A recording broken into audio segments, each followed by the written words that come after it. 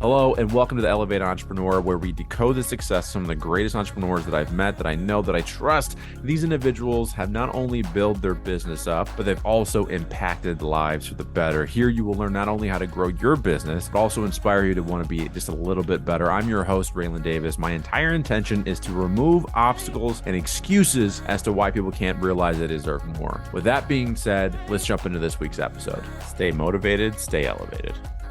What's up, Evan? I want to start off without doing your bio because, again, if people are watching this on YouTube, they know who the fuck you are. Okay. Let's start with this. So how we met was because I have to get a shout out to Joe Polish because it's because of him I ended up meeting you. Okay. And so we go to Joe Polish's book launch party for What's In It For Them. And I see you there.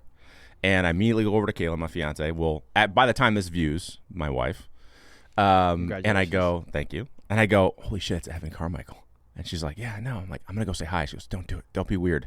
And I was like, I want to get a picture with him because my team, no, we've been studying your stuff for a while. And I seen you on I Love Marketing a whole bunch. And so I was like, I got to get a picture.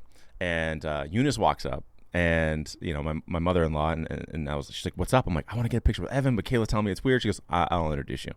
So I came there just to get a selfie and you spent 20 minutes with me breaking down YouTube strategy, how I should be doing my content. The reason I wanted to start with this is because I think there's a lot of people online that you think won't necessarily be the same in person, right? Like, oh, this person's super busy. And by the way, the entire 20 minutes, Evan, I don't know if you know this, I was like, I felt bad, so I kept trying to pull away almost, and then you're like, no, dude, we're working. Let's go, right? You were ignoring people. It was amazing. My point is, you gave me a masterclass that day on generosity and living your purpose. And one of the things I want to start with is your purpose about belief.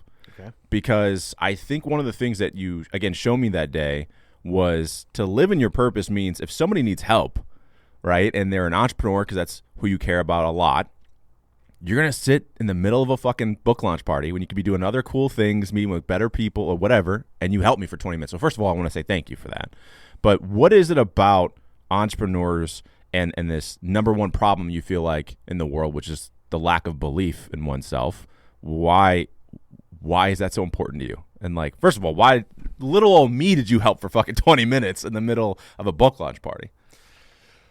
Well, what a start. I think lack of belief isn't just a problem for entrepreneurs. I think it's just everybody's problem. And it's my problem, right?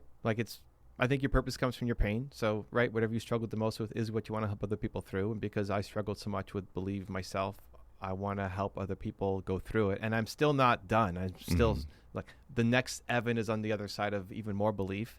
And so I want to help give that to the world. And all of us have, I believe, a single most important core value. When you figure out what that is, it's still what you need today, personally. And it's also what you want to contribute and give to others, right? What's your most important core value? You have to pick. The most important core value is, I don't know how would I word this? It's removing victimhood from people. Okay. So however you want to call it, cool. And I'm just putting you on your spot. Yeah, it's okay. That is the greatest thing you can actually give people is that. Freedom would be the positive spin to that. Cool. So freedom, the greatest thing that you teach people is not coaching, it's freedom. You're teaching them how to have more freedom. Yeah. And the next level of Raylan is on the other side of even more freedom. And that's the thing that we tend to forget is everybody would look at you and say, yeah, but you're already the freedom guy. You already have so much freedom. It's but this is still nothing compared to what Raylan in 20 years could be, right? And so you still need to unlock even more freedom. I still need to unlock even more belief in myself. And every time I learn and improve and pick up something, I try to then teach somebody else how to do it as well. I think it was Denzel who talked about you're climbing the staircase of growth, and we're always so focused on going forward, but reach back and help somebody get to where you're at. Yeah. And so because I still struggle with belief for the next thing, and that was my biggest struggle growing up, I want to help other people believe in themselves more. And it's just when you find that thing, it just doesn't get old.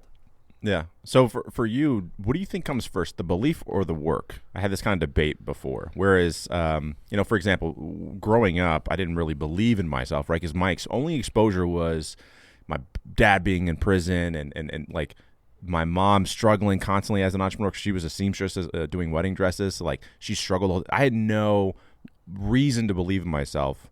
But over time, I just did the work.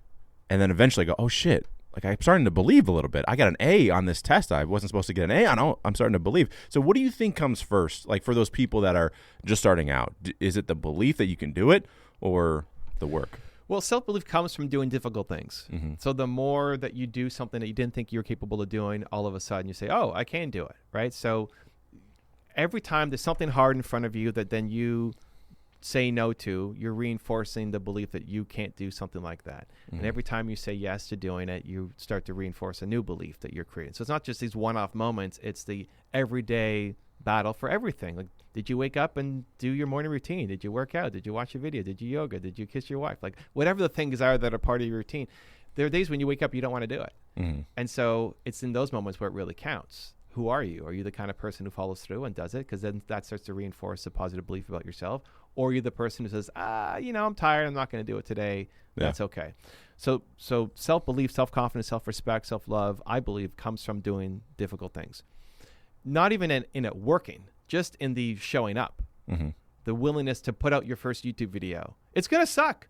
Right? Like, it's going to suck. Don't expect it to be great. Your first of anything sucks. You get on a pair of skis and you fall down. Your first YouTube video is going to suck. So it's not in how well it did. It's how did you show up. You go to the gym for the first time. You're not going to go, bench crazy weights. You're going to suck. But what I think is important is if you can recognize where you're struggling, you can also surround yourself in a better environment to then give you the courage, motivation, push to go off and do the thing. What I mean by that is if your thing is freedom and somebody else knows that they want freedom too, and they're not freedom. They're working a 9 to 5. They hate their life. They hate their boss. They hate their relationship. Like they hate everything about their life. They have no freedom. Cool. There are some scary things that you have to go do to start building a path towards freedom. You're probably not just going to quit tomorrow and then have a 6-figure business and you're free. It's a process. But your life can be completely different 1 year from today if you start taking that kind of action. But if you know freedom is the thing that you need to work on, you can also engineer your environment to be around the people who make you feel more free. And maybe those people in your life right now. And if you do, you want to spend more time with them. But maybe you have no idea who they are. So that's where YouTube is so powerful. They could watch your YouTube channel. They can listen to this podcast. They can watch other people who inspire them to have more freedom. And what's the point? What's the point of listening to a video? It's not just to get all hyped up and motivated, but it's to use that motivation to then give you the courage to go take the action. Because the motivation alone isn't enough. You don't change your life by listening to a podcast. You change your life by listening to podcasts, getting information, and taking some kind of action in your life. And so you can take a slow, winding path towards doing it of, I tried a bunch of things and eventually started believing myself more. Or you can engineer it to say, I know when I watch these people's videos or read these books, it makes me feel a certain way, and I like that. And so you can engineer that on a consistent basis, which then gives you the motivation and courage to then go take the step that you actually need to take to build more belief or freedom into your life. Well, what I love about what you're saying on the side of like engineering your future is that I think what I mean by freedom, oftentimes, like, yes, that's part of it's money, but the freedom too, it's like the freedom to choose who you get to be every day. And like for me, again, I struggled because I was like, my past, like most people go, your trajectory where you're going to be is based on your past, right? My past wasn't that great. So I had to like invent a new Raylan. And what's interesting to your point is the books that I read, the YouTube videos that I watched, it was really exposure. Something I wrote down before this was, I think the underlying issue to the lack of belief that we have sometimes is just exposure. Like I didn't know, I talk about him quite often, but I had a wrestling coach in high school that was the first millionaire I ever met. And he told me, he goes, Raylan, I'm a millionaire, like for my business. And I didn't understand. I was like, did you win the lottery? Like, how does one get $1 million? You know what I mean? But it was that exposure, like, it unlocks a door. So I think like for you, and what I love about your videos predominantly is that these exposés, if you will, these deep dives, this decoding success of really successful people, you go, I'm not that different from them, which is, it's interesting because again, when I've been super fortunate that I've been allowed to go to like the book launch party for Joe. And there was one other thing I went to, it was like a cocktail party, and I met people like you, like these 7-figure, in my mind originally I was like, they are like gods. I'm not shit compared, like, I don't know. And then I met you and several other people who, by the way, were most generous people in the world, including Joe. And I go, I'm not that different. There's just some skills that they've developed because they've been in the game longer or whatever. But really, like, we both have the same kind of thoughts, right? So I think, what are your thoughts on the idea that maybe the lack of self-belief really is just, the problem is exposure for some people. Yeah, and we're around people who keep us stuck. Like Yeah. your environment has been perfectly designed to keep you where you are. And the fortunate thing, and going 2023, 2024, is you can change it. Mm-hmm. Like the opportunities you have right now at your age are so much better than your parents at your age. Yeah. Like we have the internet. Yeah. We have Mm-hmm. YouTube. All the best mentors and teachers are there. Like the information now is available. The opportunities are available. You had to be crazy. I'm 42 years old. If I look at my dad when he was 42, he would have to be crazy to be an entrepreneur. Mm-hmm. You have to be basically unemployable, crazy Yeah. to start your own company. And Mm-hmm. it was really hard. Now anybody can do it. So the world has changed. And so if you don't like the environment that you're in and the people and the voices that are in your head, cool. You can shift it. You can now choose to be around more positivity. And I encourage people to really do an audit of the friends in your life, the people in your life, and also who you're following on Instagram, on YouTube, the various platforms. When you watch YouTube videos or you're on Instagram and you put it down, do you feel better about yourself or worse? Do you spend 2 hours just kind of mindlessly scrolling? Cool. Like unfollow all those people. Yeah. Because there's lots of, like Instagram and YouTube are not the problem. There's lots of great people posting amazing content. Your life can change by being around the right people. Yeah. So consciously engineer who you're going to be following and who you're going to listen to. And our parents are great and our friends are great, but they probably haven't done the thing that you want to do. Yeah. And so their advice might be from a loving place, but it's probably meaningless to actually They're help you also accomplish. trying to keep you in this box of what they are used to. Like they know and love you as this certain type of Evan or Ray, whatever. And then when you start to change, there's this weird thing that happens with people that I've noticed is that they start to worry. What if he kind of elevates too far ahead of me, or would we be friends? And so they say things kind of like, oh, it must be not like that kind of people, right? And it's, again, to your point though, they love you and they want to protect you, but sometimes that protection holds you back to where you could go, if that makes sense. Yeah, it's a combination of them being afraid for themselves, like it's a lack of self-love. That if Raylan goes off and has all this gigantic success, and I graduated the same year as him, and we're the same age, came from the same city, we're both from Detroit, and here's what happened. What does it say about me? If he crushes it and I'm not, Yeah. that means I'm a loser. I don't want to know. I don't want to feel like I'm a loser. So Yeah. I need to distance myself, or I need to tear him down. And so that's a subconscious thing that happens naturally for a lot of people. The parent side is they usually just have a different definition of success. It's like what success looks like to them is completely different than you. So they love you, probably, like real love, probably. Like your mom Yeah. probably loves you, right? There's a good chance. I love how you put that to it in the book Momentum. You even put that in parentheses a couple times, like probably your parents love Yeah, you. it's like it's a good chance that your parents love you. But it's a real love where some of your friends, it may not be that deep of a love, and there's a lot more jealousy in there. Like your parents are probably not jealous of you. They probably actually do want the best for you. Probably. They just have a completely different definition. Like your parents might as well be pilgrims. Like they grew up in a completely different era. Yeah. And so they want you to be safe. They want you to Stable. So what for them that was go get a job.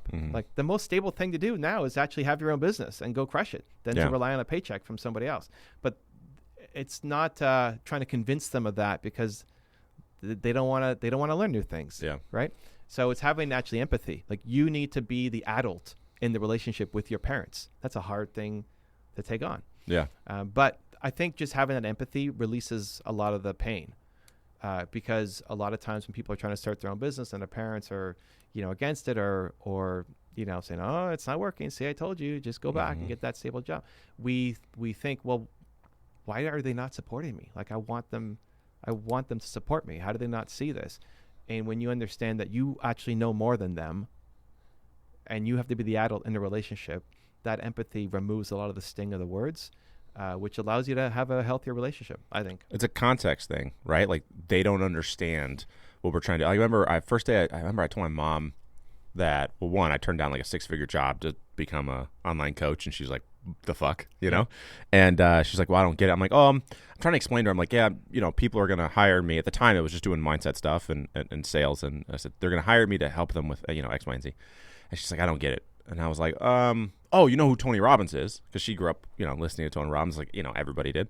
And she goes, yeah. I'm like, kind of like Tony Robbins. And she goes, you're not Tony Robbins. Why would anybody buy from you? And initially, Evan, obviously that hurt my feelings. Yeah. Okay, I'm like, Yeah. first of all, I know I'm not Tony Robbins, but also, what the fuck, And then I go, but then it was that context thing, like, oh, she just doesn't get it. She doesn't understand how easy, or I shouldn't say easy, how simple it is to start something like an online business or become a coach.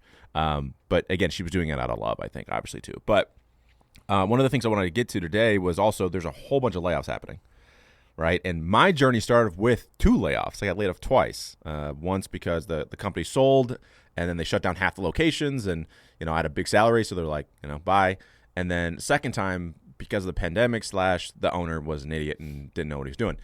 And so because of 2 layoffs, I started my business. And it's like the best thing that ever happened to me. So my question to you would be like, for those that are the thousands and probably 50,000 plus between all the tech companies that are getting laid off, like what advice did you give them to maybe getting started? Because my whole thing is this, with those people, they're in this rabbit race of like, or this constant like thing of getting a job and then you're going to get laid off in 2 years or something happens and then, your salary's kind of tied into the company, all these things, or you can kind of go on your own, even though it's scary as shit. But like, what advice would you give to those people that are, again, getting laid off right now? They have there's the fork in the road, like maybe I can go this way or I'll go get another job and maybe face getting laid off again. It's worth exploring. I don't know that everybody needs to be an entrepreneur, but I think it's worth at least testing and trying. Mm-hmm. Like, how do you know if you like sushi until you try it? Mm-hmm. Sushi sounds gross. It's raw fish with really spicy mustard and fish eggs and seaweed with some rice. Like, it sounds really gross. And then you eat it. It's like, oh, this is actually really good. So how do you know if entrepreneurship is going to work for you unless you actually go off and try it? Give yourself options. So if you've been laid off and you have some severance, great. Don't just sit on the couch and waste it. What are you going to do? This is the time to invest in yourself. And even if investing in yourself leads to you getting a better job, cool. But it's worth spending the time of reflection to say, you were laid off, but other people weren't. So cool. Maybe your boss was an idiot, but other people didn't get laid off. So what did you do wrong? Right? That's how I would approach it. Right? Yeah. Okay, I got laid off. Cool. I was a top performer. But why was I not one of the ones that got kept? Yeah. And so it might be the biggest blessing of all time, but how do I get better? What am I missing? And if I'm going to go back into the workforce, then what skills do I need to improve to make sure I'm not the guy laid off next time? Or if there's been this itching idea of starting your own company, then maybe now's the time to go off and do it.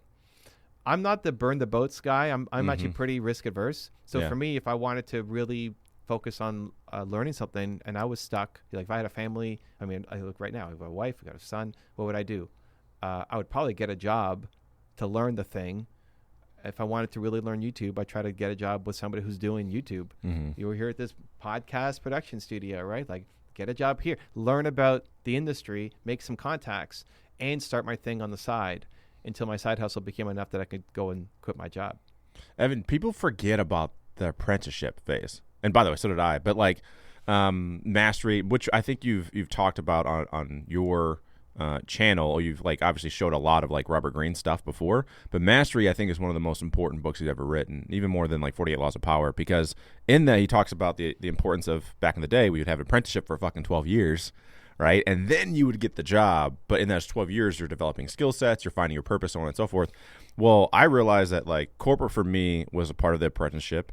And then I ended up, before I became a coach, I was, I guess you could say, a featured coach in this coaching program, right? It was already like kind of up and running. I helped them with their sales process, and then I was coaching there. But that's how I learned how to coach online and how to develop a personal brand and stuff. And then I went on my own. But during that year, about a year where I was being an apprentice, if you will, I didn't make that much money. I think I made like, well, in comparison, it's like 50, maybe 60 grand that year I made. The company made like 7 figures, right? But like I made 50 grand, which doesn't sound like a lot. But the amount that I learned, though, is the reason why our first year in business on our own, we did multiple 6 figures. And people look at that and they go, oh, like he got lucky his first year. No, it's because I took an apprenticeship, right? So kind of what you're saying, too, if you're getting laid off, why not, work? Like I have this kid in the Elevated Coaches Academy who I don't know why. I just felt bad. He was 17 when he first came to me. And at the time, the program was a lot more expensive. And I was like, I don't want to like I was like, you're 17. I don't know if you're going to stick with this. And I don't want a 17-year-old to give me thousands of dollars and then not do anything with it. And so I said, you know what? Why don't you just be an intern, right? You're going to get the program for free, you get my coaching, but you're going to write Twitter threads for me and some blog stuff or whatever. He's learned more that way than I think even being a part of the program, because he got to see behind the scenes. So I think kind of what you're saying, if not to put words in your mouth, is like you could kind of do something similar to that. Like if you want to be a consultant, find a consulting firm or find a consultant that you could do kind of the stuff that they don't want to do, so you can learn along the way.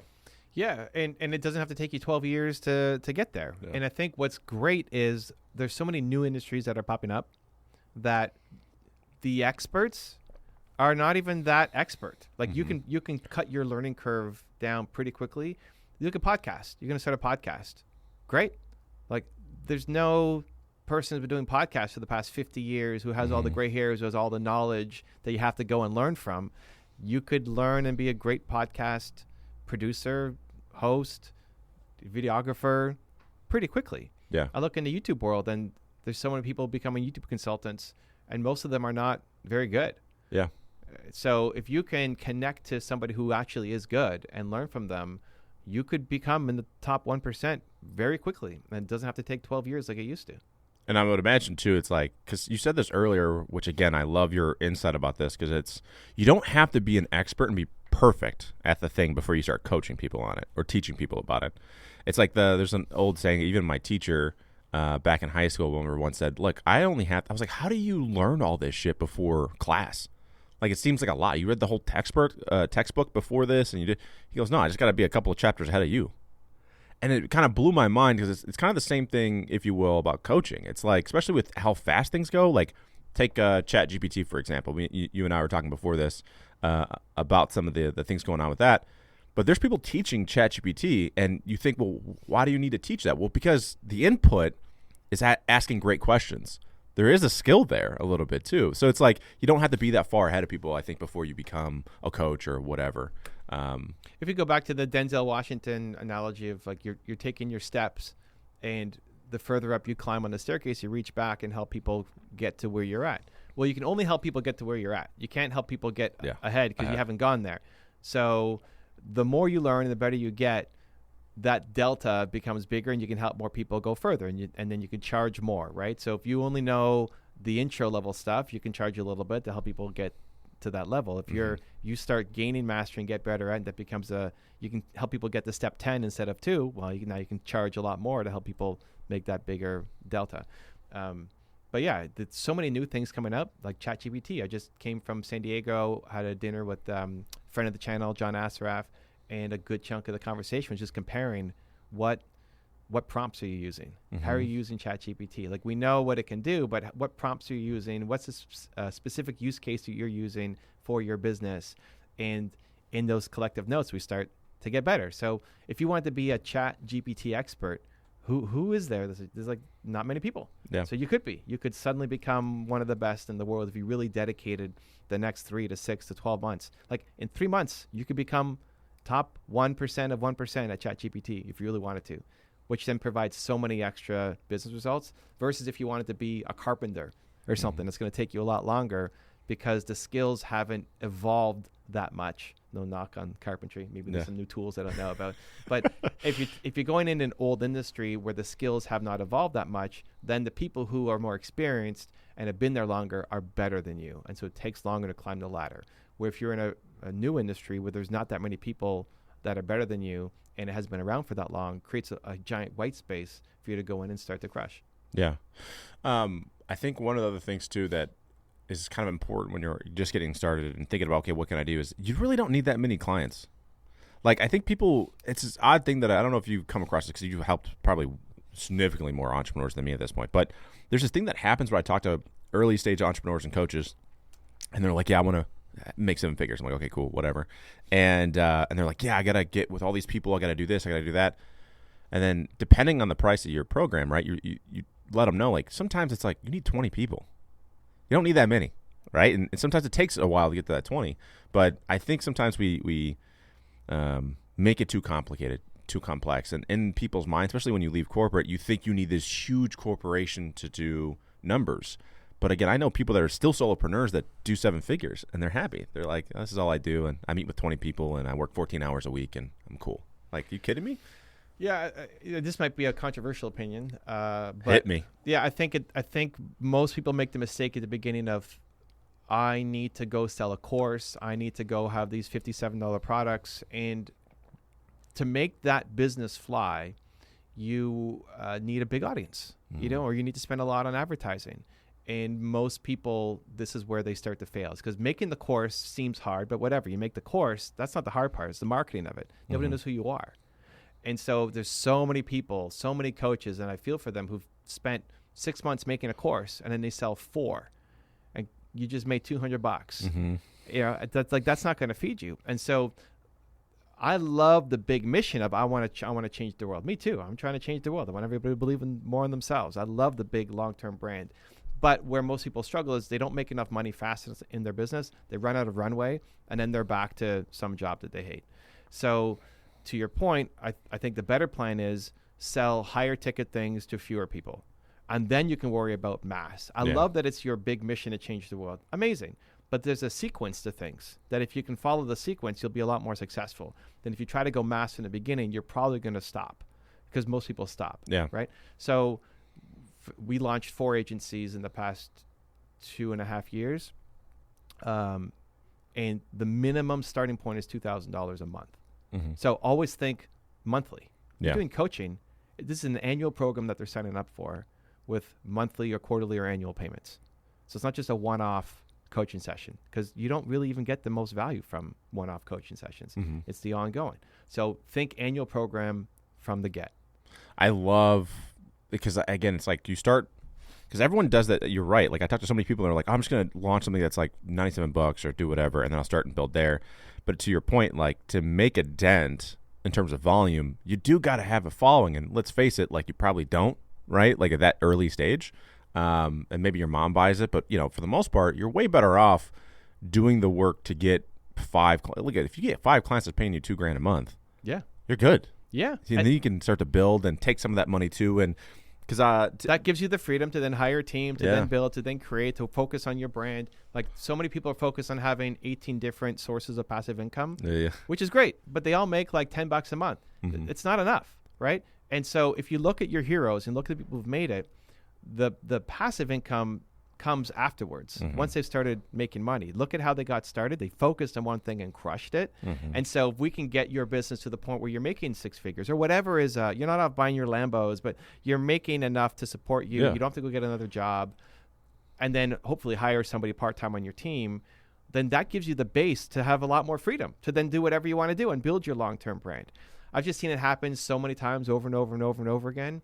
It's why when we met at that party and we're talking YouTube, so many people want to do YouTube videos, and it's great. But if you're going to make money just off of revenue, off of ads on YouTube, it's going to take so long to build up your audience that most people, not that Raylan would, but most people quit along the way because it takes too long to monetize. So you need to start a biz dev show. Like, you need to use YouTube to start making you money right now in your company, because if YouTube became the number one source of lead gen for you, you would suddenly spend a lot more time on it, dedicate more resources to it. And so it's these parallel paths of, we need to make money right now. If you are not making money right now, your business will stop and you will end up having to go back and get a job. And we're building a long-term brand at the same time. And so I've seen so many people with a huge heart and a huge mission just never make any money out of the gate, and they end up sputtering or completely quitting on their dream because they just never figured out how to make money with it. I think that also intention is part of that too. Like, there's a reason why I think we're, I feel like you'd be proud of us. I think we're about 100 or so videos in on our YouTube channel, maybe more. And I have no intention of quitting it. But it's because I had the right intention. I knew I wasn't going to monetize my channel in 6 months or less. I wasn't planning on making money with it. The way that I looked at it was different. And I said, well, I'm going to make these videos as a way that people can't afford to work with me, right? I'm going to train them on the YouTube channel. But then what I started doing is I started using it as a way through my immediate let's make money strategy. So in LinkedIn, for example, I was doing DMs and stuff like that to get clients now, because we need money now when we first started. And basically, if they said, hey, I'm not really interested right now, or I have this going on, I'm like, no problem. Also, you said you have this pain point. I created a video about it. Here, go check it out. Because now I can capture in the long run, right? Especially if you subscribe to the channel, eventually you're going to convert was my thought. And so the happy accident that I'm planning on happening in the year, I don't know when it'll happen, right? A year from now, 2 years from now, eventually the channel will grow and we'll have leads coming in. But for the meantime, it's like, I think to your point, because of, not to put blame on platforms, but Instagram, TikTok, etc., we want that instant gratification. I post video, 45,000 people see it, versus YouTube, it's like, when you first start, you're going to get 2 people to see it. And then you're like, fuck, what am I doing this for?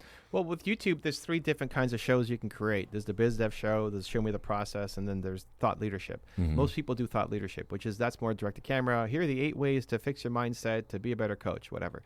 Those are the By longest. the way, when I met you, you said, let me guess, you're doing the Thought Leadership in front of the camera talk. I'm like, fuck yes. Yeah. So that's where most people start, and that's what we see, and that's the most long-term effective way to build, but it's the slowest way to start monetizing. And so if you're given a choice, if you need to pay rent or pay your mortgage, or you have your wedding coming up and you gotta go to your trip to Costa Rica or wherever you're going, you need money. So what are you going to do? You're going to focus on the LinkedIn DMs because it may not be super efficient, but at least it's bringing in money. And then the YouTube videos quickly falls away, right? Now, if you start making enough money to support yourself from the LinkedIn videos and you can buy into the long-term vision, cool, you'll stick with it. But most people don't make enough money to think about the long-term, and they don't prioritize enough what's going to happen to their brand in 5 to 10 years because they don't have enough money to pay rent or their mortgage next month. So then LinkedIn becomes the number one priority, or whatever the thing is that's working for you, kind of. Where if we can flip it to say, okay, that's a cool LinkedIn strategy, but like let me show you an even better YouTube strategy that you can start making money today with your channel with no views and no subscribers because you're doing a biz dev show or you're going to Show Me the Process show, and then we can work on your long form. Can you break down the biz dev show? So the biz dev show is you think about what do you sell, and you can either talk to clients or partners. Partners are ideal, like referral partners. So who are people? So if you look at your business, who are people that if they were thinking about you consistently would refer lots of business to you? Not names, but like types of people. It would probably be someone, maybe I'm off, but it'd probably be someone with a higher ticket mastermind. And then the people that can't qualify for that because it's too expensive, maybe those people would get referred to us. So they probably have low ticket offers or options. To get them ready? Yeah. And they're probably not going to, like, that's almost a competitor to you. Yeah. And your competitors might be a good guess. I think that's why, like, I just don't see anybody as a competitor. But anyway, you're right. But it doesn't matter what you think. It's Correct. what they think. And will they refer business to you? Probably not. Yeah. So you could have a great conversation. Like, this is a great conversation. Yeah. But I'm not, like, passing business to you, right? So if you were in, I need money right now, you shouldn't have me on the show, right? Now, you might have people just for branding, whatever. But who has referred business to your business? Types of people. Writers, like a odd scenario, but this guy, he's a writing coach. He's a ghostwriter. So he sends his clients to us to work with their branding and also like all the other stuff. So that's a perfect example. The writing coach might be teaching people how to write. They're teaching a technical skill set to help people with, but they don't know how to do the mindset, personal development, business, entrepreneurship, marketing, branding side. That's a great partnership for you. And now it's not just writing, it's any of those specific industry skill sets where you're complementary to them. Because here's what happens. So the writing coach, he has people come on, they pay him whatever they pay him. They learn how to write, and then what? They have no business because they can't market. They have no branding. They have no content. Or they have the book and they have no way to market it. Yeah. And so that actually hurts the writing coach. And the writing coach then is probably struggling to also figure out, how do I put more marketing in here? Because if my authors are not getting their books out, I lose my business. So you actually solve a super important problem for the writing coach. And you don't want to be, you're not the writing coach. You're not going to come in and sit with them and figure out how to write their book. So it's a highly complementary skill set here. Yeah. Now imagine if there were 52 writing coaches from around America who every week were thinking about Raylan. What does that do for your business? Right? Yeah. So then the show becomes you interviewing writing coaches. Yeah. And you have them on as a guest and you talk about what it's like working with writers and why they started their business, and you talk about what you do, and that creates a relationship so that maybe you get referrals on the spot. because now they know you, like you, trust you. If you were to call up all the writing coaches in America, DM them on LinkedIn, cold message, you'll get some people who want to talk to you. If you have them on your show, though, now you've actually built rapport because you're spending an hour with them. And you're doing something for them. You're doing something for them. Yeah. And everybody, here's the thing. Nobody wants to do a sales call talking to you, but everybody wants to talk about their story and be on a podcast. Mm-hmm. So that becomes a podcast. Even if you have 0 subscribers. Like, if you have 0 subscribers, you're not going to get The Rock to come on your show. But to get a writing coach to come on who's probably never been on a podcast, never been asked, been on maybe one show ever in their life. Like, you want to interview me? Yeah. Like, I'm starting a new show to help entrepreneurs. And I think writing a book might be really interesting to them. And I'd love to have you come on and share what it takes to write a great book. They'll say yes. Yeah. Right? And now you have a great contact. And if you did that once a week, and you got, 52 writing coaches now who now know who you are, like you, trust you. Not all of them are going to pass business to you, but if a quarter of them start passing 3, 4, 5 clients to you, that blows up your business. Yeah. We just talked about you just need 10 to 20 clients to have a great business. You can get all of that from a few similar coaches. So that should be your first show. And it doesn't matter how well the videos do. It doesn't matter how many subscribers you have. They're going to say yes because nobody ever bothers reaching out to ask them as a guest. So if I was struggling to get my business off the ground, that's exactly what I would do. And most people go to competitors, it's like, but they're not going to give you business. Yeah. So don't have them on the show. Like, if the point is I need to grow my business and earn revenue as soon as possible, right? You could do it with individual clients too. Like, you could do it with potential ideal clients, have them on and start talking about their mindset and their marketing, their branding, their advertising, and how they started, and they'll see holes. Like, oh yeah, we're not very good at that. Oh well, we are. It becomes not a sales pitch, but they know what you're good at. The problem with that is only one person at a time. Yeah. So that maybe that one person becomes a client versus if it's a potential partner, that person can refer clients to you because they're dealing with, that writing coach is dealing with new people coming in every month. Yeah. And they all need marketing help. Yeah, so one of the things that we talked about is this was the strategy you gave me when we met at the book launch party. And what's so funny is I was telling you when we first met, we met up today, that I work like gangbusters, right? The open rate for those were like 60%, and then of those, about 60% of them are interested in learning more about our podcast agency. But you're right in that I realized we were too short-sighted.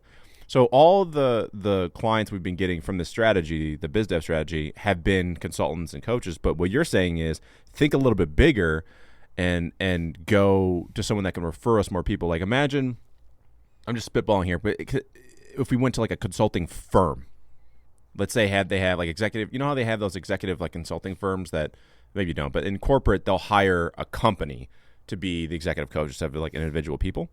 But they have sometimes like 50 like consultants underneath them. Now imagine if we partnered with them. Well, each consultant could potentially have their own podcast. So if we get the CEO of the consulting firm on the podcast, right? Now there's an opportunity there where they'll refer to us 50 some people. Is that kind of what you're saying? So there's like, it's a domino effect. Instead of going after one client, potential clients, like let's go after a big whale that can give us a lot more opportunity.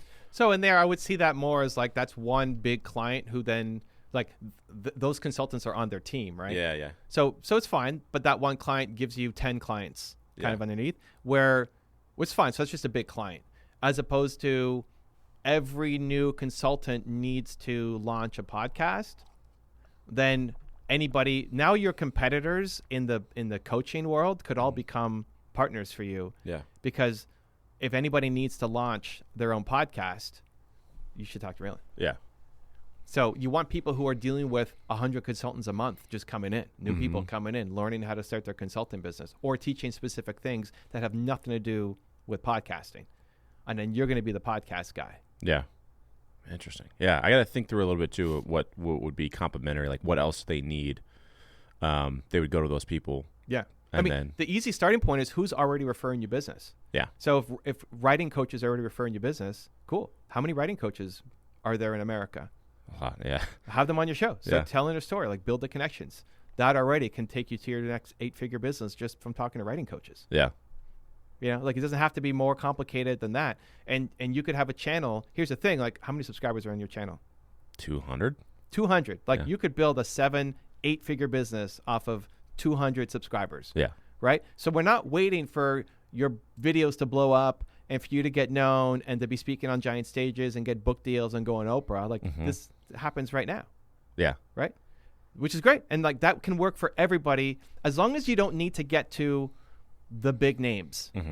Right? If you need The Rock and Will Smith and whoever else, then that's a problem because they're not going to come on your show with 200 subscribers. But writing coaches, of course, will. For a brand new channel, they will. Yeah. Right? So that should be, I think, everybody's first show. So like I teach this to my groups, right? It's like, stop doing these thought leadership videos. It's great. Like, it's a starting point. Awesome if you want to develop the skill. But your first show needs to be a biz dev show because I need you to start, like, or you need you to start making money in this business, right?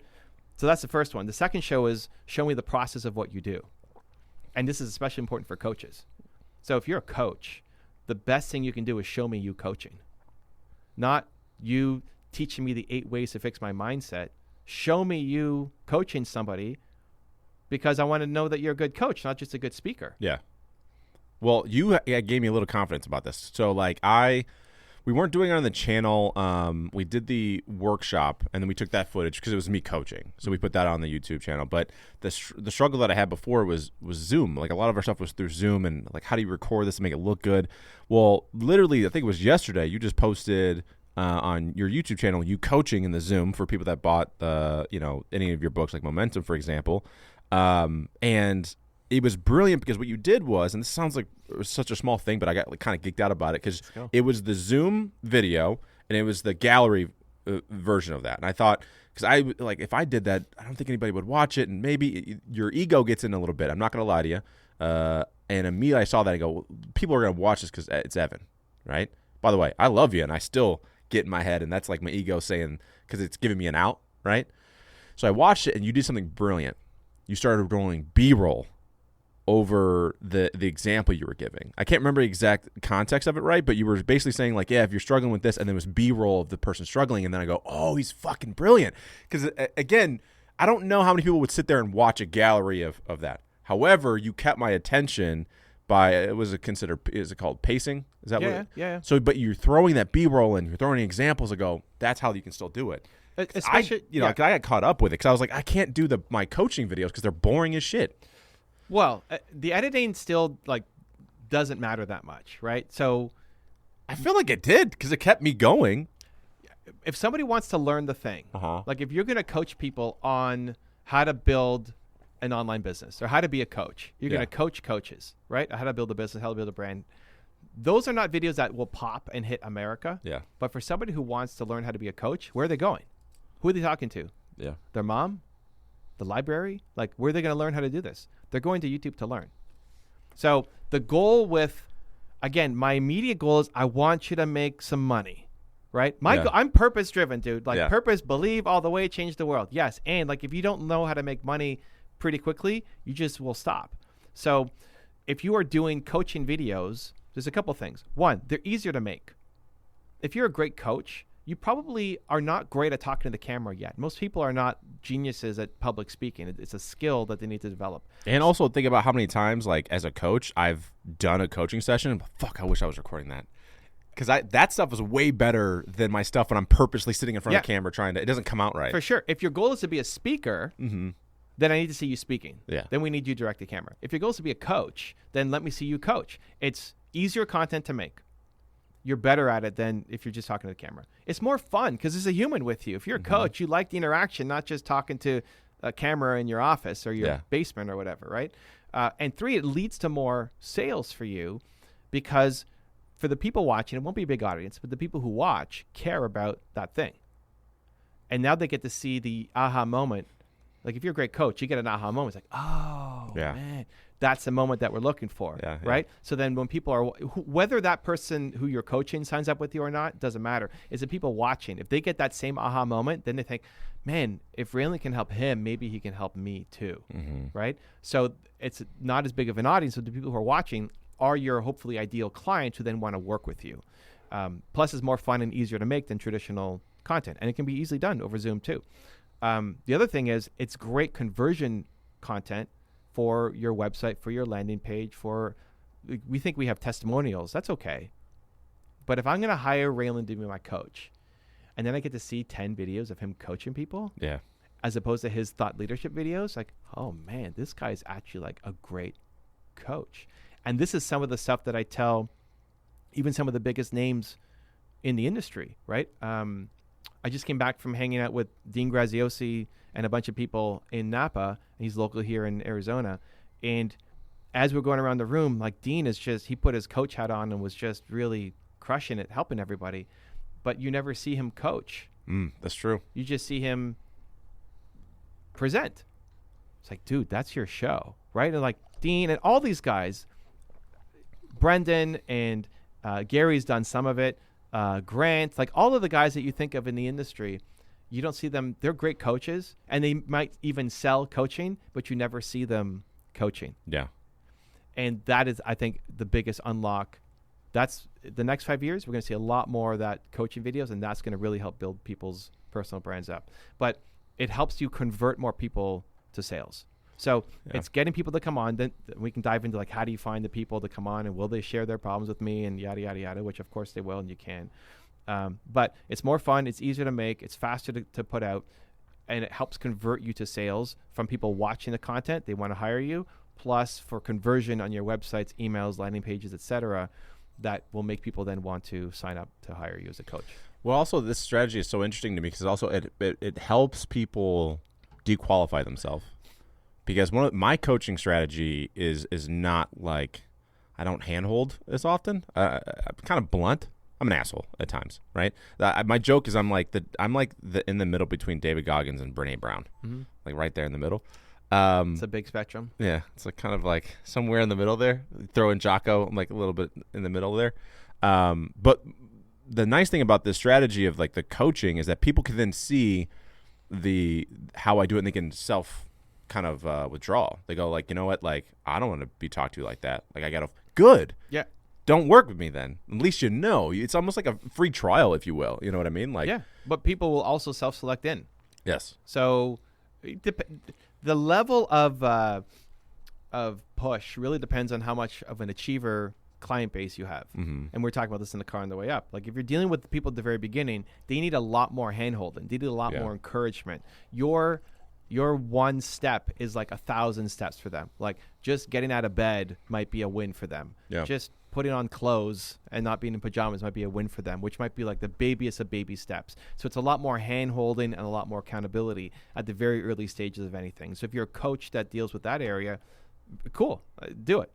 If you're coaching achievers, they don't need the push and like in the loving, like, you can do it, Raylan, come on, man. Oh my gosh, no, it's like, dude, tell me where I suck. Like punch me in the face. Like they like the truth and the blunt and the honest because nobody tells them the truth. Like they are probably the most ambitious person that they know, and they want somebody to take them to the next level, which is also a coach. Mm-hmm. So understanding, like, you want to coach achievers more than the very beginner basic people. It's not that you're going to, spit on a complete beginner. You're a nice guy, but like where you excel is going to be helping the achievers really step up and achieve a lot more. So you're yelling at them is not seen as a negative. It's like, thank you, dude. Yeah. Thank you I needed that push. Nobody talks to me like that. Yeah. Because you're right in that I don't necessarily yell at them. My favorite conversations have been with some of our clients that are like, hey, I'm struggling with da-da-da, and I'm usually, this actually goes into the next thing I want to talk about, which your 2% difference thing, but I'm like, you just called me and complained to me about this thing for 15 minutes now. You could have had the fucking thing done. Mm-hmm. What are we doing? So that's usually the conversations that I have, but you're right in that not everyone likes that. But because of that though, I have a really tight community in the academy because they all signed up for that. What was super fascinating to me, which is a bit of a side note, was I didn't realize how many people would be into that. I don't know why I had this thing in my head where I was like, this idea of tough love. I'm like, I don't know, because all the people I was around myself with, the other coaches, they were all that, you got it, you go girl, you got it guy. Like it was very like cheerleading, and I was like, that's not how you get better. But like, okay, but I saw a bunch of people going that way, and I thought, I don't think anybody's gonna like what I do, and I was surprised at how many people that were what I viewed them as being a little bit more soft, if you will, or like shy, but they were drawn to it. And I was like, that's weird. Like, I didn't think that was going to work, You're still, you're attracting the right people to you. Yeah. How many people in America want the push. Like, how many people are actually high achievers? I don't know. Even if you say 1%, like it's a tiny percentage, but 1% of America is still a lot of people. Well, it makes sense too if you look at like David Goggins. Okay, he's literally running, swearing at you. Yeah, and yet he's like millions of followers. So there is I had to, again, I didn't know why I missed it before, but I realized I'm like, oh, but there's still a need for this. Like, yes, there's people that love, like Brene Brown, for example, and they love that. Hey, it's okay. Kind of thing, and then there's people that love Jocko that posts a picture of his watch at 4:30 in the morning, going, "What the fuck did you do today?" Well, here's the thing. Like, I think everybody is capable of achieving great things. I mean, that's my belief. But most people are buried underground. Like, most people are buried under just insecurities and fears and doubts and expectations and what society wants for them and what their parents and we're just buried. And most people hate their lives. So for the person who's like so buried deep underground, they can't hear the message of go get it and like get the F up and go, like they can't hear it. Easy for you to say, right? Yeah. And so they won't listen. So they need the hug and they need the hand holding and they need the encouragement and they need the support. And it's a very loving path to get from being buried to just being on level ground. Yeah. Once you're on level ground, you're ready to climb, baby. Yeah. Let's go, right? And so it's just meeting people where they're at in the journey. And when I'm coaching people, I just have to assess where are they? Where are they on the path? Like, if we talked about that idea and you hadn't done anything, like, dude, really? We talked about this like 3 months ago. What's happening, dude? And that's the kind of conversation, because you appreciate that more. Like, come on, really? But for people at the beginning stage, which is most people, I'm much more cheerleading and encouraging and you can do it and less push. So it's understand, and a coach doesn't have to be everything for everybody. Yeah. That's fine. But it's understanding where they're at. And that people need both Brene Brown and David Goggins at different points in their life. That's so true.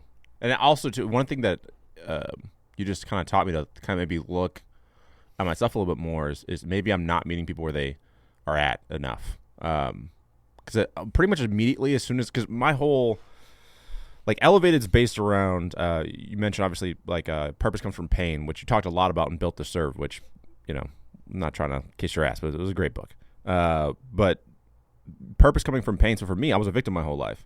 So I have this almost like this anger towards when I hear people make excuses for their life.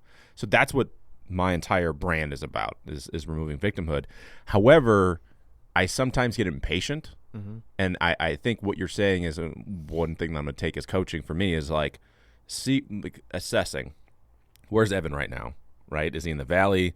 What does he need in this moment? Is me saying you're just making fucking excuses going to help him see the bigger picture? Or should I just sit back for a minute and go like, well, what do you want? Right? Like, what do you want for your life? And then starting from that point. So, well, the key thing as a coach is you want them to start taking steps. Yeah. You want them to take a step to changing their life and improving their business. The problem is you're judging the step and the size of the step. Yeah. But like a giant step for them might just be getting out of bed today. Yeah. And you think that's nothing. Like, how is that a step? Like, that doesn't even count. Yeah. But in their world, that's huge.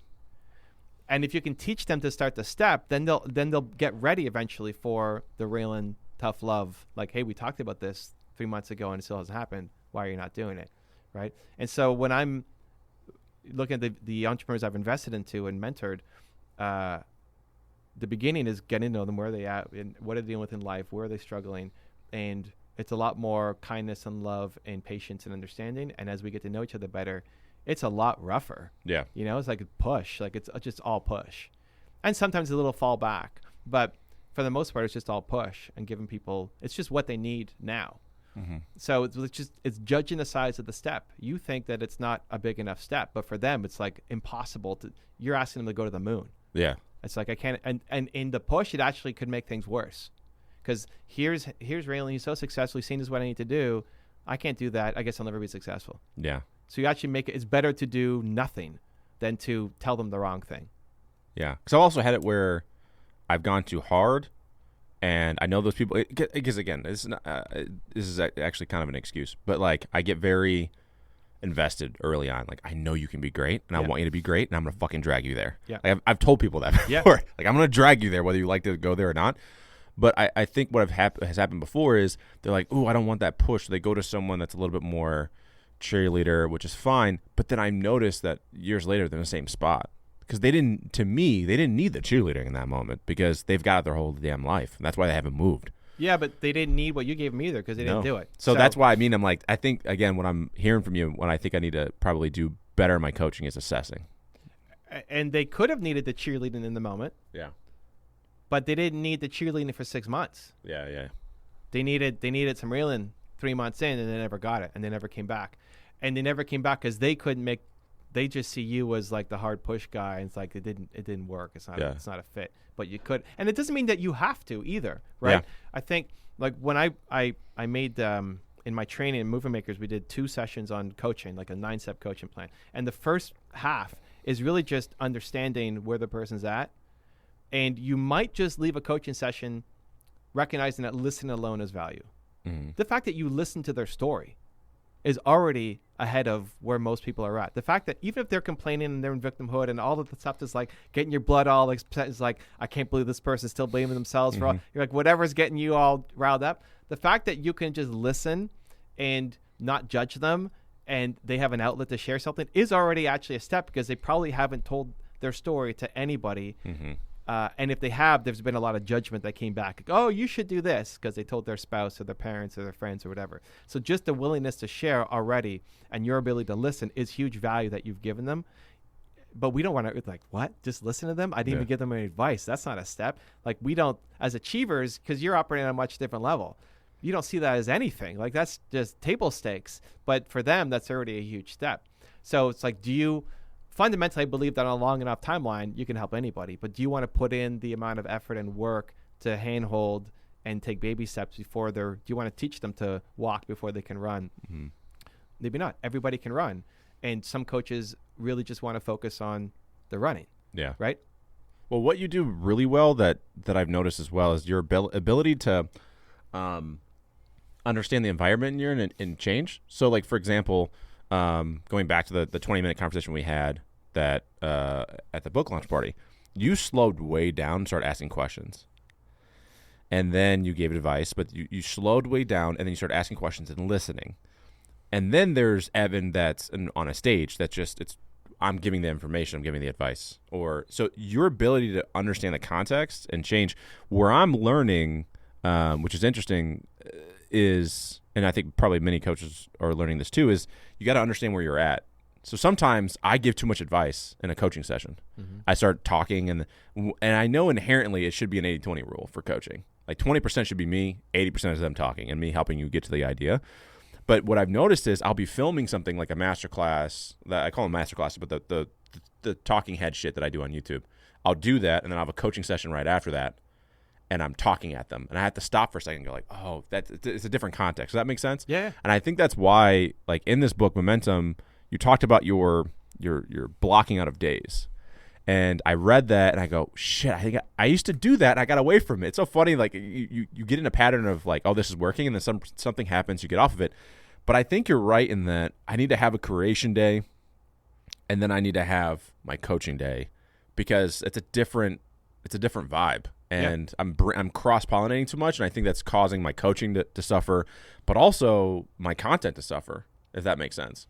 Yeah, it's more productive to stay in one zone, and you generally pick up steam as you go. So we're recording this on a Thursday. Thursday is my public-facing day. By the way, when I read that in the book, that was your Thursday, I looked at it, I was like, because we talked about this on, like, I think it was Monday or something like that, and you picked Thursday, and I read that, and I was like, oh, shit, dude, he sticks to this thing. Like, he actually lives it. Yeah. So, I had my Brandlytics training, and I'll usually start my Thursday. I'm introverted and shy normally, which doesn't come across in something like this, but I start with my programs. It's like my family, people who I know and love and like want to desperately help. So I had my YouTube training session for 90 minutes, this morning. Then I had a break. It's like, okay, well, Raylan, you free? Let's do it at this time.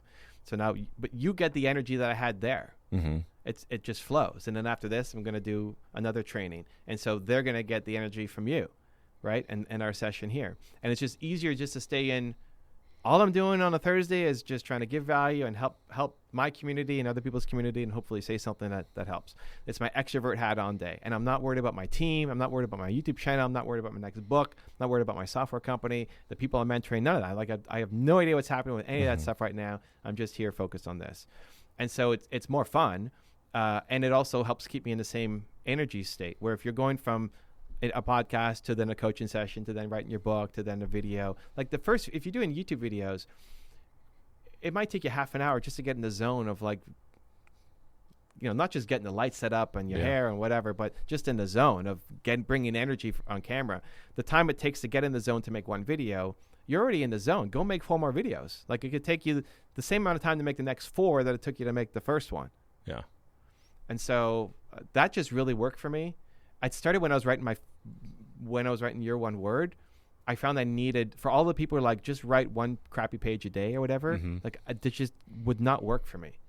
Because I read the page and I don't remember, it took me 20 minutes to get back into where I was from the last time. And so I ended up writing nothing. So I felt like I'm a dummy. Like this is just not, it's working for everybody. It's not working for me. I need an entire day. And so I blocked off Wednesdays where I just walked to Whole Foods and I would just sit there and write as much of my book as possible. And the first 20, 40 minutes was almost a waste of time. But then I got into book flow and then just started creating amazing things. And then I just repeated that for all the days of the week. Personal stuff too. Like Saturday is my fun day. And then Sunday is the family admin day. So Costco and cleaning up the house and whatever. So we don't do that on a Saturday. We're not cleaning up the house on a Saturday. We need to buy chicken for the family. Cool. We're like, well, no chicken. We'll do something else because Saturday is fun day. And so I think a lot of times as entrepreneurs, we'll block off the business stuff, but not the personal stuff as well. Yeah. And that's just really worked for me, is having entire days dedicated to things. Yeah. I'm going back to that now again, because I read it in there and I liked you had like your CO day is on Monday. That's where you meet with the team. Because again, we have a smaller team. I mean, it's 6 people, but it's still 6 fucking people. Yeah. And like what I was doing before is I would have these 15-minute meetings every day but what I've noticed, I've been doing it for a few months, is that it kind of fucks up the rest of the day for me. Like if it's a bad meeting or it's a hard conversation I need to have, well, that energy then goes into my creation or it goes into me having a sales call or whatever. And I was like, I don't like that. So I'd rather just have the coaching for the team be one day. Because again, I think that's your Monday, right? Yeah. Monday is my mentoring day. Yeah. And again, this doesn't have to be prescriptive for everybody. Try it and see what works. Yeah. For me, I'm the whole day on Monday I do 25-minute sessions, 25 minutes on, 5-minute break, 25 minutes on, 5-minute break, like the whole day, mentoring people on my team. We just crossed 50 people on the team. So I can't hit everybody every week, obviously, but we're cycling through. And I just find that all I have to worry about is mentoring people. Like, what videos am I making? I don't know. It doesn't matter. Yeah. How's my software company doing? I have no idea. Who's my podcast? I have no idea. Like, none of that matters. I'll just have to be here with my team and focus on them. And again, the energy from one flows into the next, and I'll get better throughout the day. And so, again, anybody listening, watching, if that's how you operate, then try as much as possible to block out your calendar. It's not always possible, or maybe you have a job and it's not possible, to fully block it out. But when are you going to work on your business? And I think you'll probably get a lot more done by doing, 5 hours on a Saturday than like 5 hours, 1 hour a day over the Monday to Friday. Because when you're in flow, you create magical things. Yeah. So one of the final things I want to get to, because I want to be cautious of your time. I think we got like 15 minutes before you probably got ready for your next thing. It's 11:30. I know you got a hard stop at 12, but 11:30? 11:35. I think. Oh wow. Okay. Yeah. Yeah. But I want to talk to you about this. The 2% difference. So, and I want to give you, and maybe I'm just giving you some flowers right now, but I wanted to kind of. There's something that I realized that, speaking of excuses, that I was giving myself, and I noticed it in the book. So there's 2 things that you said. You said something about the idea that because you're introverted, you're like, oh, people that speak on stage are egotistical, and like I don't need to do that. I don't need to be famous. That was like the whole thing you were talking about. In reading that, I noticed my own kind of bullshit, which was I made an excuse for. There's 2 things I make an excuse for. I do the opposite of the 2%. So what I mean by that is my YouTube videos, for example, I don't prepare for them at all. I literally just, there's a topic, I already know the information, I hit the record button, and I just go, and I go. So I am jumping in, but I think what I've done, I'm trying to find the right words for this. is that my just winging it has been my excuse because I'm good at it. I'm good at winging stuff, but I don't plan at all. And I think part of my excuse has been I can just wing it, so I don't prepare for shit. And I think that's partly why, one, I've told myself that I don't want to write a book because you have to actually like prepare for shit. You know, you can't just like wing a book. And writing is something that it's a challenge for me, period. Like Twitter, the reason why I've been going hard on Twitter lately is because I hate it. I hate texting. Like I'd rather just call people. But also the speaking thing, because I know I have to plan for that. I would have to practice the speech. You helped me realize my own bullshit in that, like, I was like, oh, that's my excuse. That's been my out, is that I don't plan, so, like, I don't want to have to do a speech. Does that make sense? Mm-hmm. So one of the things I kind of wanted to ask you about was how often, like, what is your way of seeing your own blind spots? Like, for me, it's been people like you say something vulnerable in this, like, I've been afraid of doing X, Y, and Z and whatever. I'm like, oh, I do the same thing. But what is your barometer for calling yourself out on little things? It's usually inspiration from other people. So my own videos, not with me talking, but when I'm profiling somebody, often it's reading between the lines. Like Elon Musk says something and like, okay. They're not usually prescriptive. So example, like Elon Musk went on like CNN or something a bunch of years ago and said AI is going to destroy the world. Like the robots are going to ruin everything. Right?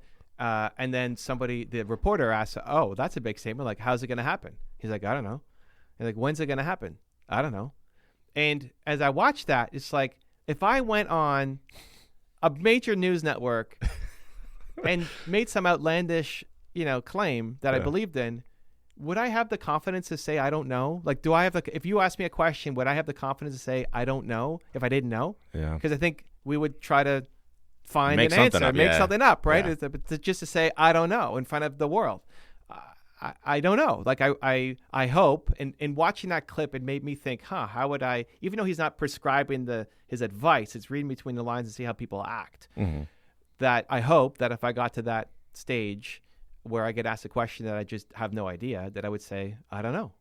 Your heart's beating, you want to have an answer. So it's by getting inspired by watching people. Like, I don't know Elon Musk personally. I haven't texted him to ask him for advice, but I learn from his content. And then for people who you do know, who have context on you, who you respect their opinion, you ask. So again, Napa, we just came back, and it's Brendan Burchard's private group. We usually meet around his house, and it's just his friends. There's no fee to get in. You have to be Brendan's friend. Mm-hmm. There's like 40 people there. It's me and Tom Bilyeu and Jay Shetty and Dean and Mel Robbins and Ed Milet and like all the guys, all the bunch of people that like no one knows about. Bunch of people, all the personal development people, right?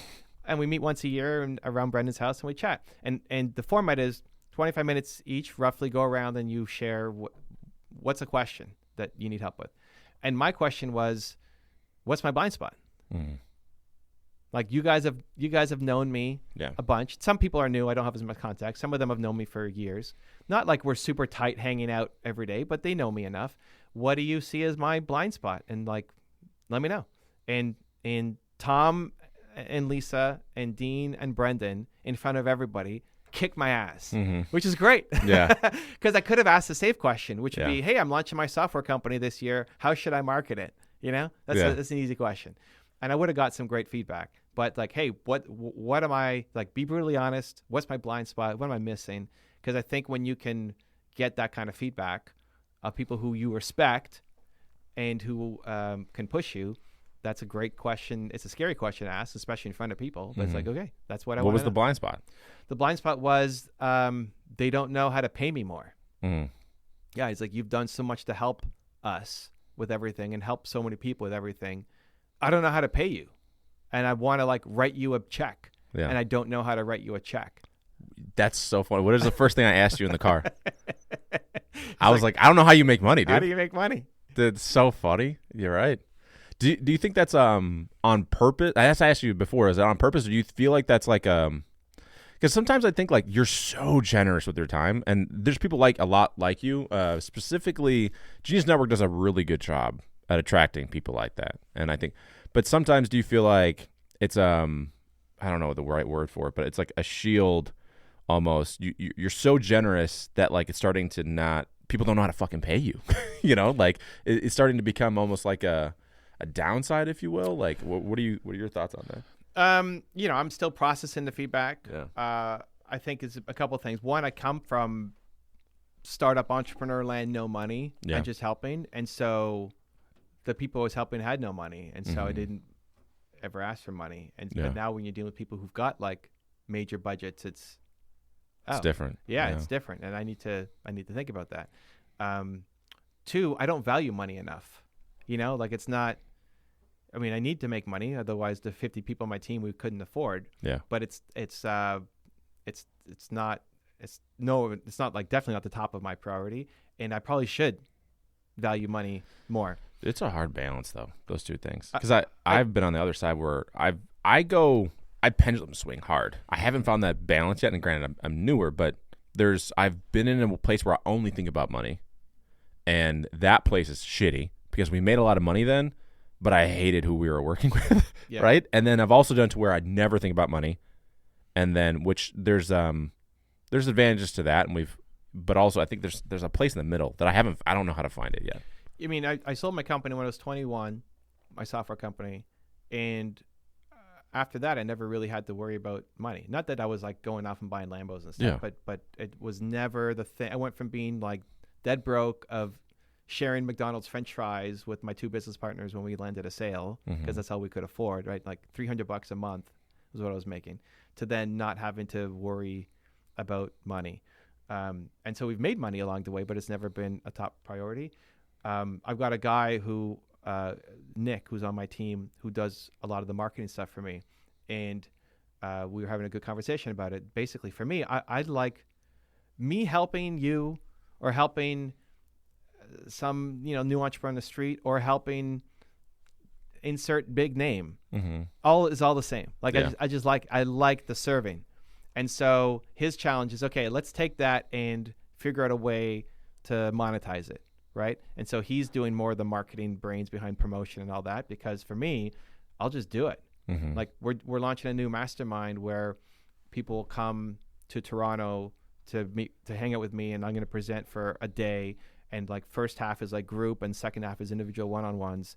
And I want content for the YouTube channel to film as well. And he's like, yeah, we should sell that for like $20,000. Like, okay, cool. I want to start. Like, I want to start 2% difference. The 2% difference is like just get started. So I'm going to start in 2 weeks. Like, I'm going to book the first one. He's like, oh, we can't sell it that quickly. Okay, cool. I'll do it for free. Like, whatever. I just want people. I want the service. I want to do the thing. So if I'm giving a speech and I'm getting paid, $25K versus free, it's like, it's the same thing. I'm showing up. So I'm way more addicted to the service than the financial side of it. And so my solution has been team, who's like way more focused on that and can push and guide. So that's not my number one priority. Like my agent books out the speaking gigs and the budget and the plane ride out and all that. Cause I was like, I want to come and help and do it. I think that's the move, is to get an agent for the speaking thing. Cause then you don't have to worry about it. You get to just focus on the craft of the speech, and then somebody else is taking care of the But my favorite thing about speaking is not the speach. It's the hallway. I was going to say, because you sit in the freaking lobby with people. Yeah, for like 6 hours. Like, that's the best for me. So when I was talking to you at Joe's event and wouldn't let you go or whatever, it's like, cool, because we're doing something. That's my favorite part of going to, I hate networking events. And so my favorite thing is, because I'll never go up and say hi to people. Yeah. Unless I really know them, right? Yeah. I'm too introverted and shy to do that. So my strategy is wear branded gear so people who may know me will come say hi, or speak on stage, and then I want to speak on day one as early as possible, and I'll just hang out in the lobby for the next 2 or 3 days just helping people, because I will never go up to you, but I want to help you. I want to talk. So I'll just stand there. You need a sign that says like, come ask your questions. Ask your questions. Luckily it's gotten to the point now where like that just happens. But yeah, like that's my favorite part. And to the point where it's unhealthy. Like I will forget to eat and go to the bathroom, and I'll run a fever and not even know it, because I'm just sitting there helping. And it's like, oh, it's 3 a.m. I need to sleep because I have to get up tomorrow for my flight or whatever. Yeah. So I'm too addicted to the service and the helping, and not enough of a focus on the business and growth and financial side, although we've done pretty well. But But that was the feedback. It's like, okay, you've done pretty well, and like maybe you should have 500 people instead of 50. You know, Evan, I find you so interesting because you're an introvert, and generally speaking, introverts get energy for being alone. That's kind of like part of it.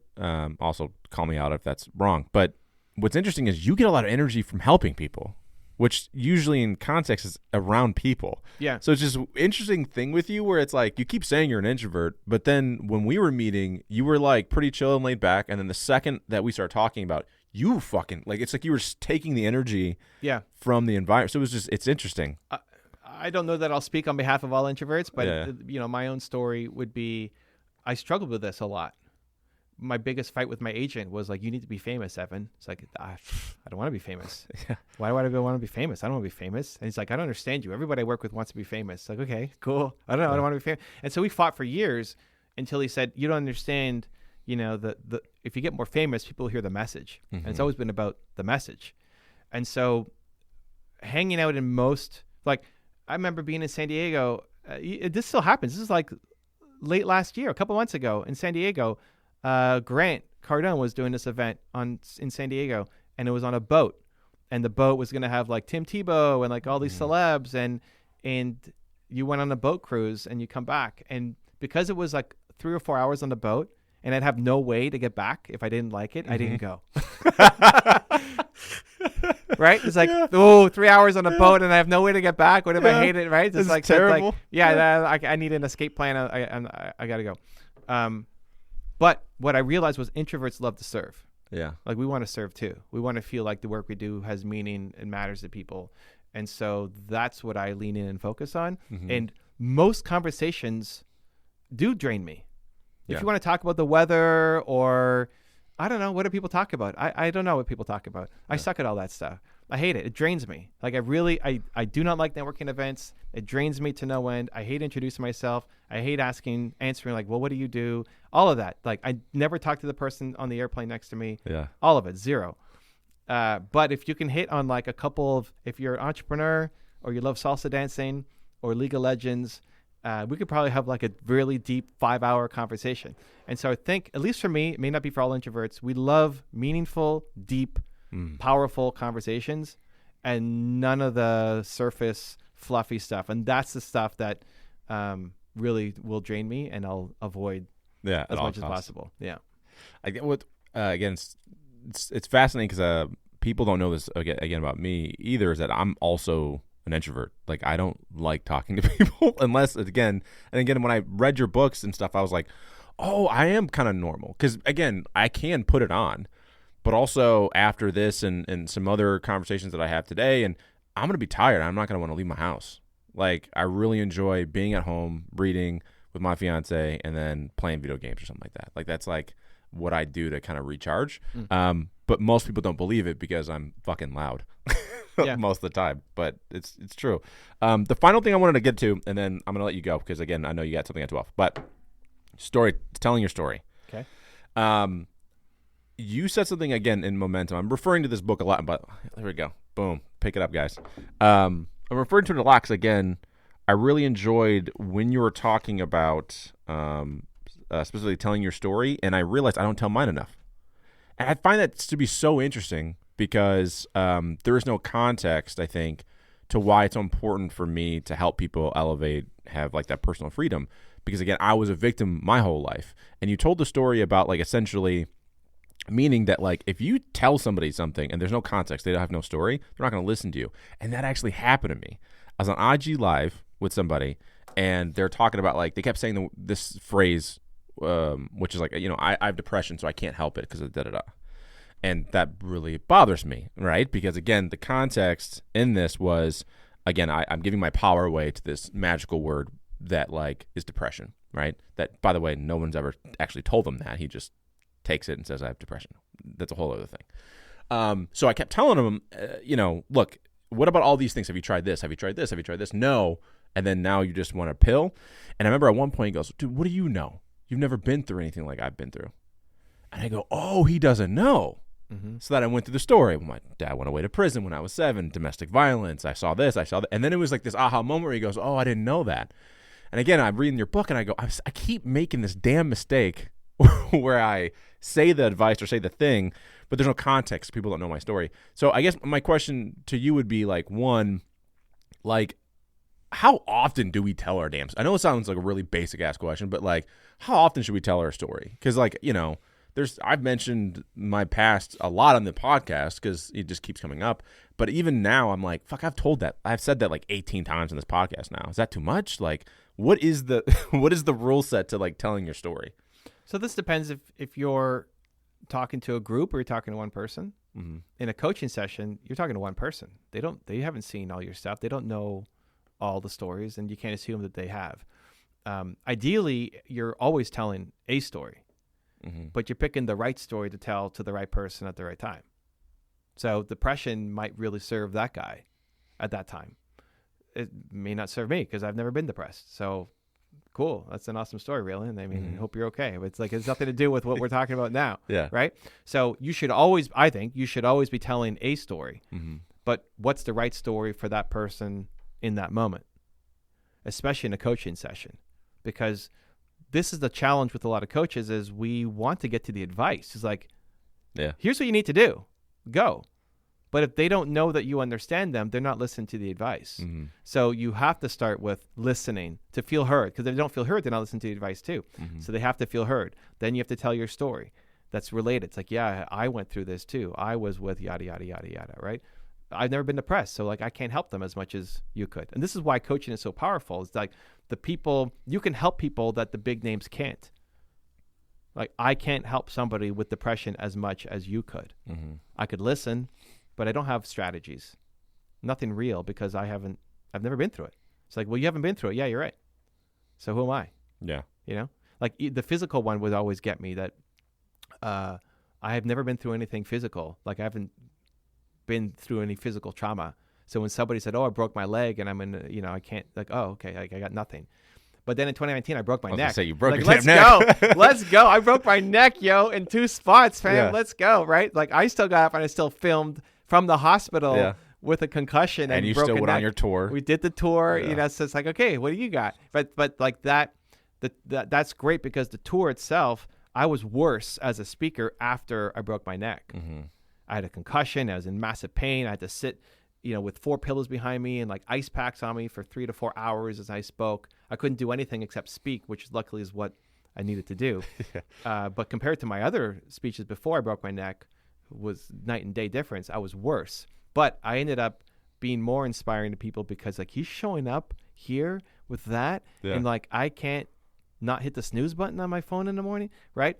And so that story makes people relate to you, and then they're more willing to listen to the advice. So even if you only have 1 bit of advice instead of 3, but they felt that you listened to them and understand them, and you told your story, getting them to take action on the 1 bit of advice is all the difference. Yeah. So how often you tell a story? Every time, but not the same story, the story that they need to hear the most.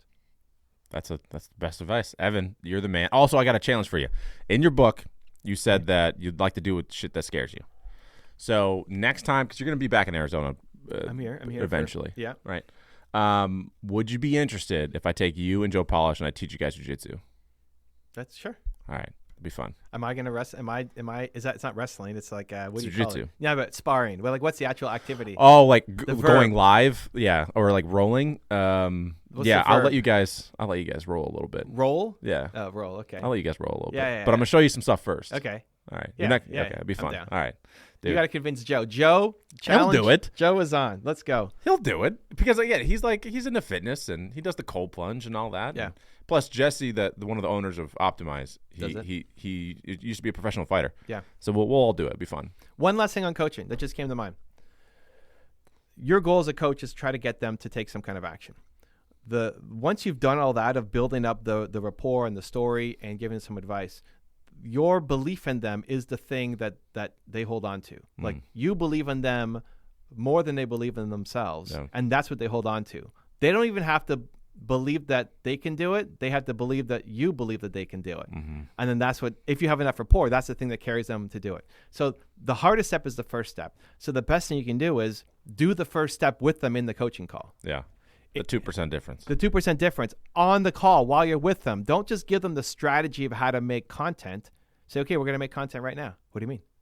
Pull out your phone, go to Instagram, press the record button, and we're going to make something. Well, what am I going to say? And then you coach them through that so that they actually have their first thing done. Whatever the 2% difference is inside the advice, do it with them while they're in front of you to start building momentum, as opposed to leaving them to their own devices, because your motivation has a half-life. And as soon as you hang up, they're already losing interest and the excuses already start coming back in. Yeah. So it's like, make the call. Jake.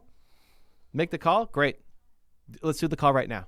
And you spend the last 10 minutes of your coaching call having them make the call to the client that they weren't doing. Then, of course, when they get done, they're excited. They're like, now we have momentum built, right? Because it took the first step. Yeah. All right.